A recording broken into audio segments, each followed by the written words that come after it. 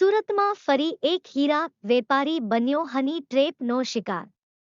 દરેક જગ્યાએ ખાસ કરીને સુરતમાં બાકી સૌ બનતા જ રહે છે, ત્યારે આજે ફરી એક હીરા વેપારી હની ટ્રેપમાં ફસાયો।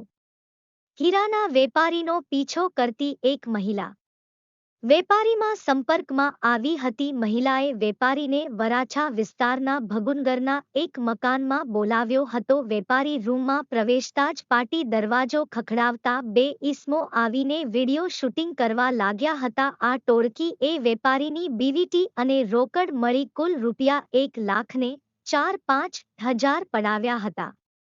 આ બાબતે પોલીસે એક મહિલા અને બે પુરુષની ધરપકડ કરી છે।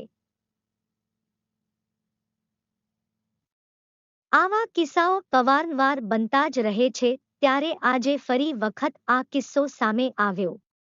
આગળની તપાસ પોલીસ ખાતું કરી રહી છે, તો આવો સાંભળીએ પોલીસ ખાતાનું આ બાબત વિશે નું મંતવ્ય। રિપોર્ટર કાકુ, સુરત।